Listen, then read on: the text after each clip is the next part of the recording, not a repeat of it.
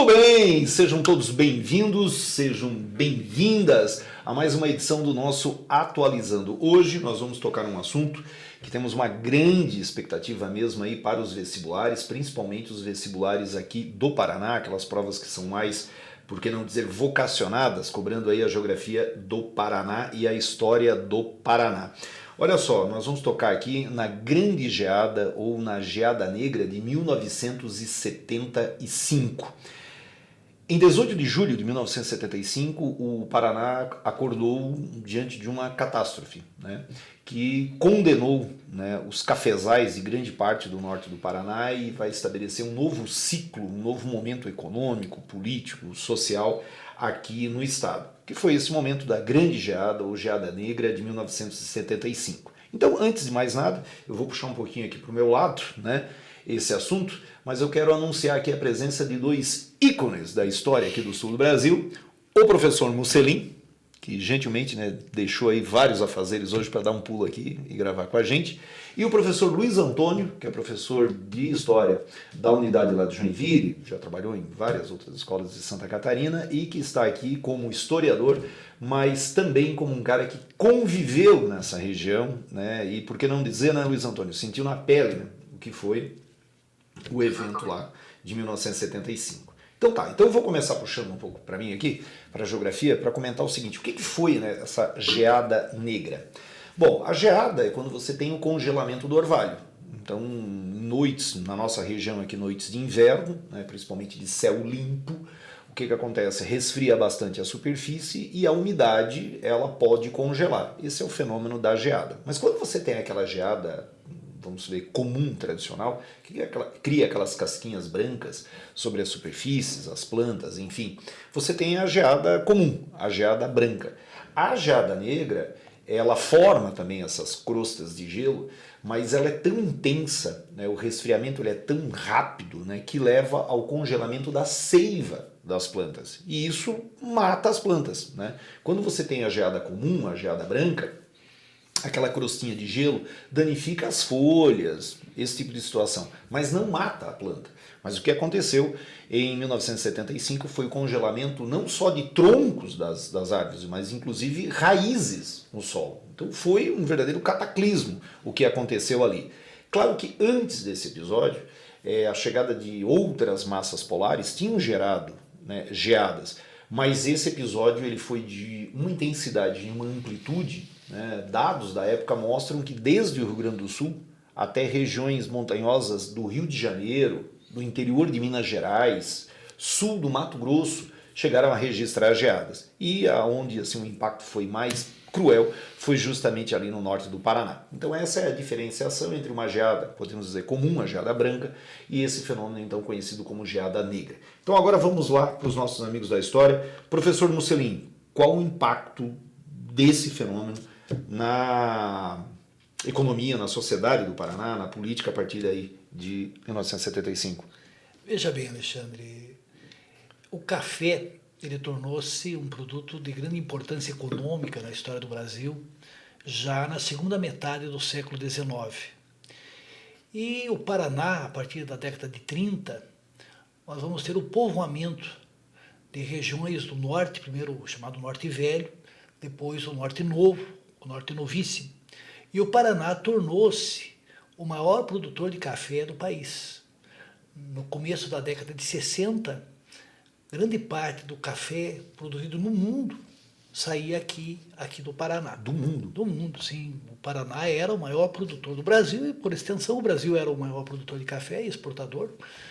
A economia daquela região girava em torno do café.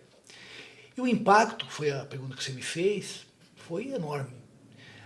O então governador Jaime Canet vai lamentar o que aconteceu e vai afirmar que era o fim de um ciclo, porque no ano seguinte a produção caiu drasticamente. O Paraná praticamente não exportou em 76.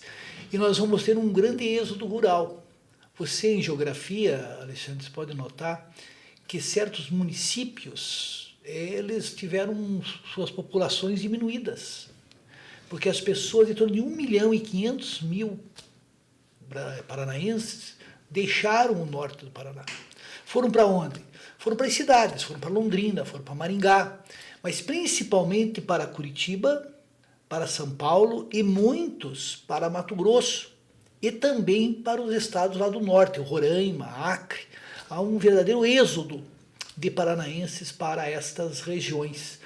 E a agricultura do Paraná vai sofrer uma transformação enorme, porque veja você, o plantio do café exige uma mão de obra abundante.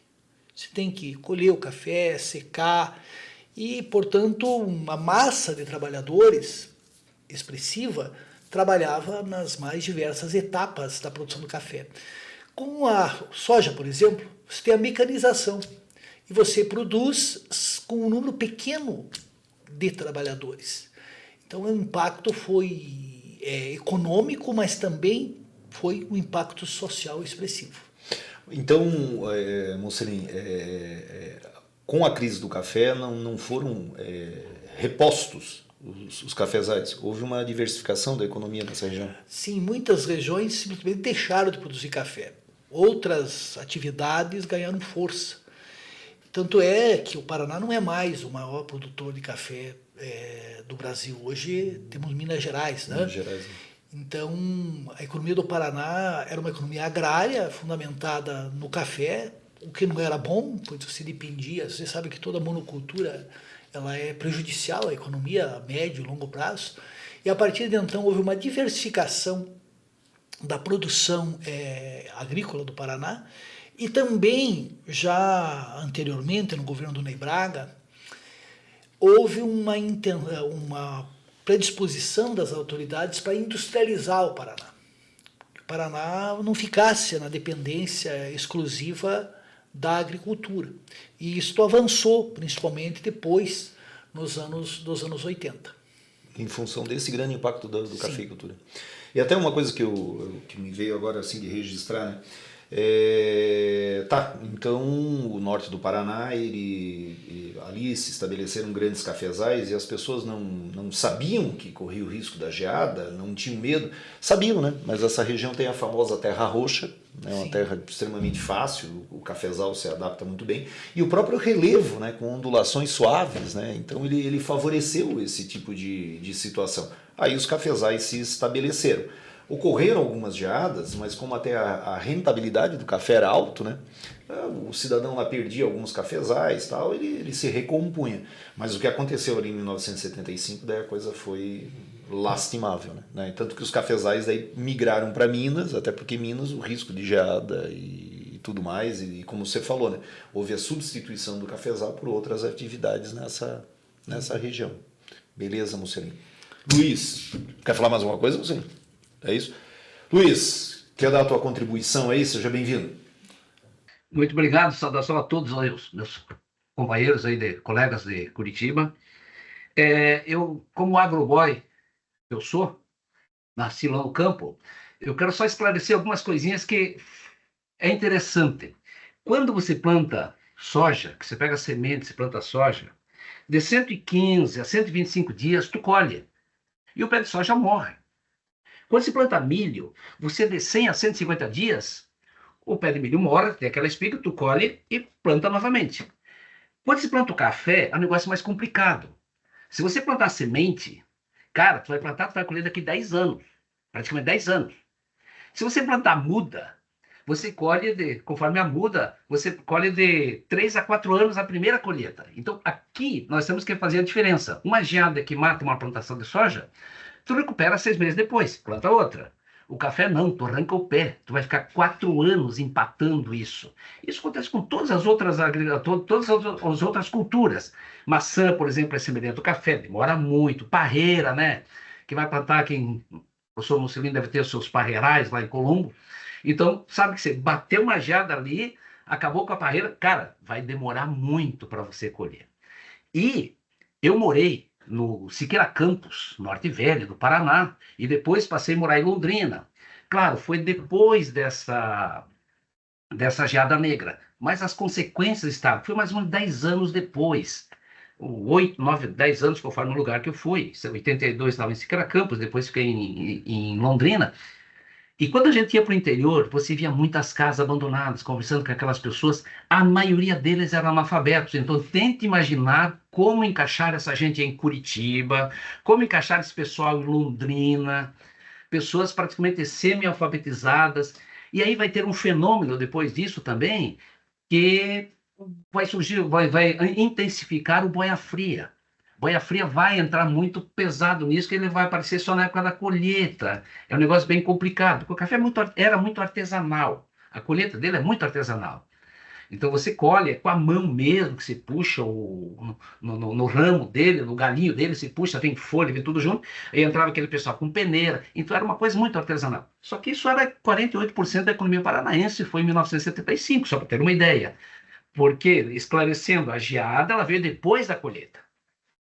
Paraná era responsável por isso. No ano seguinte, o Paraná estava com 0,01% da produção sei lá, eu anotei até os números aqui, de 102 milhões de sacas, reduziu para 3.800 no ano seguinte. É claro que quando vem a geada, já estava tendo aquela mudança, bem devagar, já tinha entrado o trigo, soja. Hoje, tu chega lá, cara, tu encontra essas plantações e quase nada de café tu vai encontrar nessa região, né? Muito pouco café. A região de Umuarama, lá para cima, ficou um pouco mais. Mas Londrina, o Mocelin, que é muito um atleticano fervoroso, ele sabe que quando o Atlético dele joga contra o Londrina, lá em Londrina, é no Estádio do Café. E o time do Londrina tem o símbolo distintivo, alguns poucos perceberam, um ramo de café.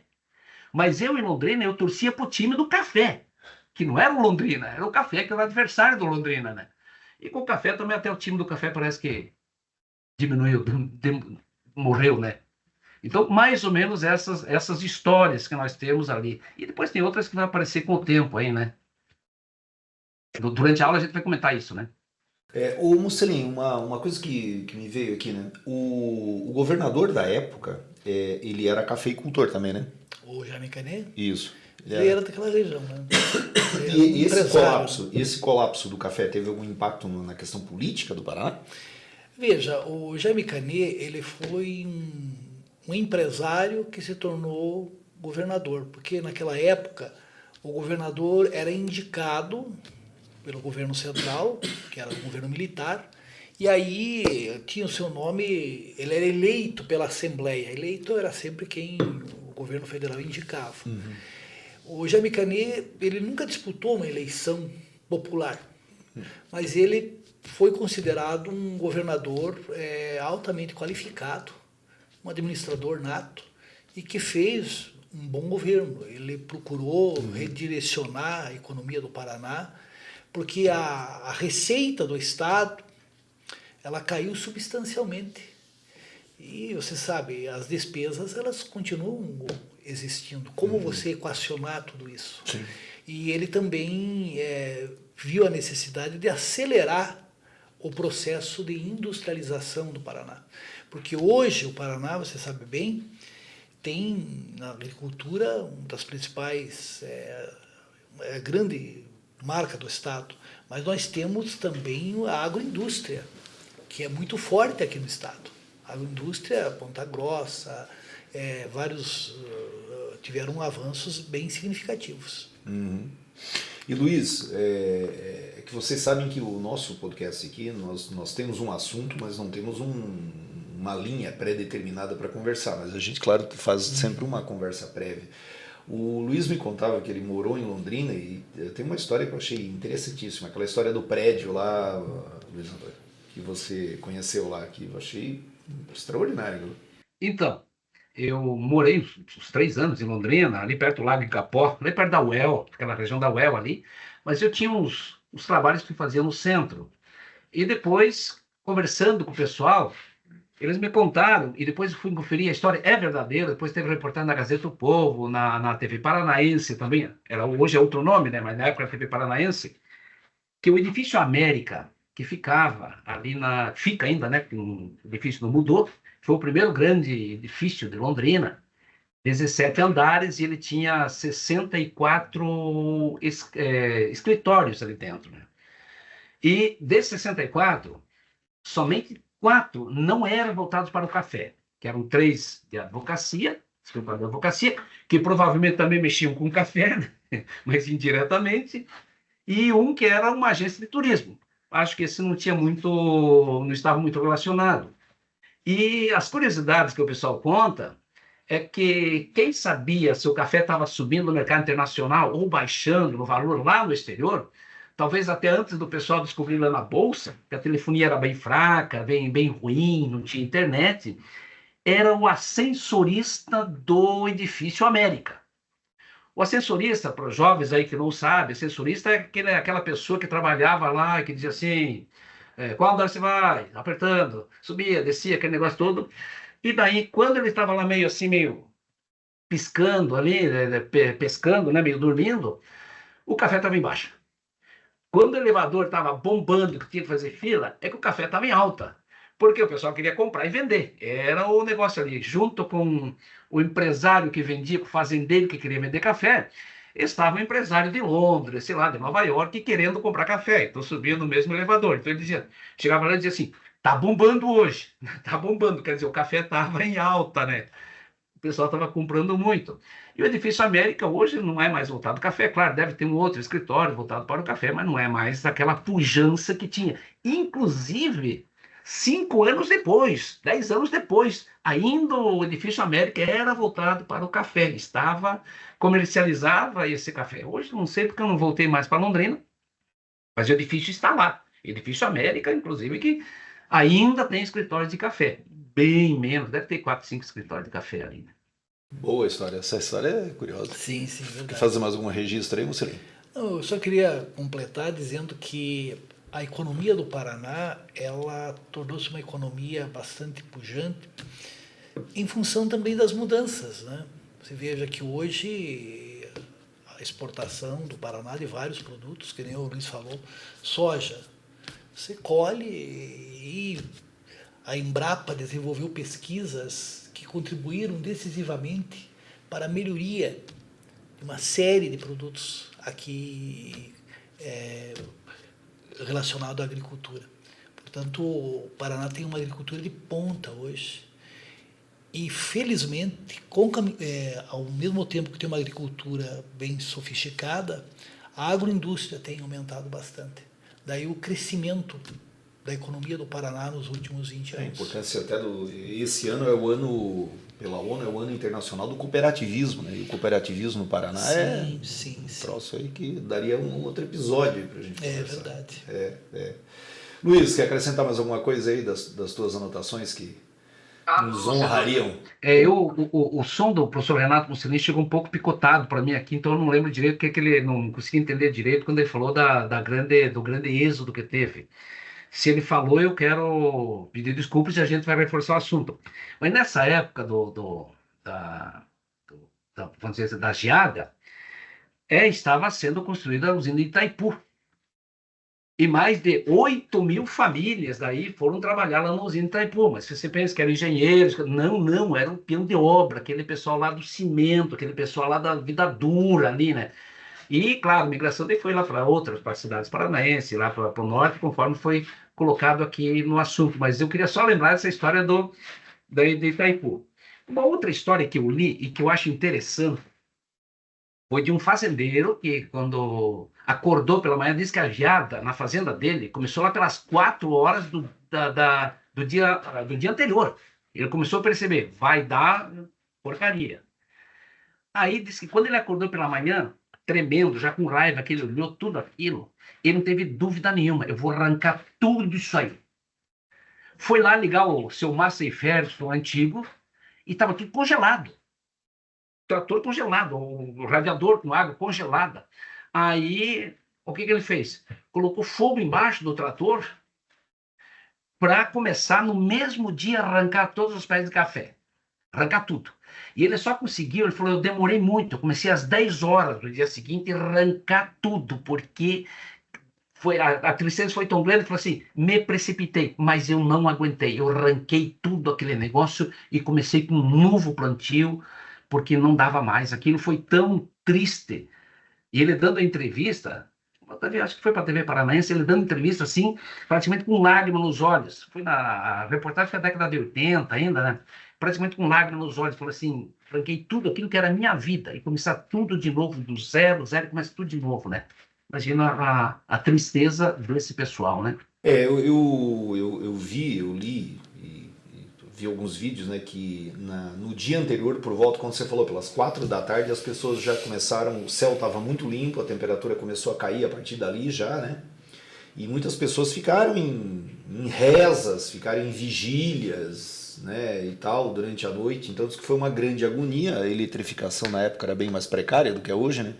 Então, as pessoas nos arredores das suas casas começaram a perceber, né, o congelamento, né? Mas não tinham dimensão tiveram que esperar o dia amanhecer, né? Tem relatos, né, de pessoas que saíram das suas casas e pisaram em poças d'água, escorregaram e sofreram quedas porque estava tudo congelado, né? Do cidadão que nos primeiros raios de sol ele pegou o Fuque que ele tinha lá, né, o Fusca, e disse, pô, vou chamar o patrão, né? E o carro primeiro demorou para pegar, quando pegou ele não conseguia andar com ele porque o terreno dele era um pouco mais úmido, né? E estava tudo congelado, e o carro ele não conseguia subir uma rampa lá. Imagina o desespero que foi isso, né? E também, né, Alexandre, quando acontecem essas tragédias, crise de 29, por exemplo, a pessoa nem tinha ações. Eu perdi tudo na crise de 29. E o mesmo aconteceu em relação ao café. O cara nem tinha cafezal, estava numa situação financeira ruim, aí foi a geada. Quer dizer, a geada virou a desculpa para todos os fracassos econômicos. Mas houve, né, a gente tá brincando aí, mas assim, houve um colapso, né? Sim, não foram pagas dívidas, sim. Comércio fechou. O despovoamento, inclusive, de certas cidades, né? Foi um horror. Mas é isso, gente. Estamos no adiantado aí do nosso Atualizando. Luiz, obrigado aí pela tua participação, pela tua disponibilidade. Só para você ficar sabendo, o professor Luiz Antônio viajou de Florianópolis a Joinville, tá lá em Joinville agora, depois vai continuar o seu trabalho aí, mas nos cedeu esse espaço generoso aí para gravar sobre esse importante assunto. Obrigado, Luiz. É uma honra ter participado com vocês. Muito obrigado a vocês por terem me colocado também dentro desse podcast, que eu fico muito lisonjeado com isso, com a presença dos colegas de trabalho ali, que faz tempo que eu não os vejo mais, agora aqui via grande rede, né? É isso aí. Até a próxima. Mussolini, muito obrigado aí pela tua participação. Tá? Obrigado pelo convite. Isso aí. E uma honra ter a presença do nosso querido Luiz Antônio. Já é figura carimbada, mas é uma figuração. Então é isso aí. Gente, obrigado pela participação de vocês. Tá? Dá o teu curta aí, depois a gente vai colocar aí também um material extra disponível aqui para você saber um pouquinho mais e ter alguma coisa da imprensa aí sobre esse importante assunto. É isso aí? Então, valeu, tchau, até o próximo Atualizando.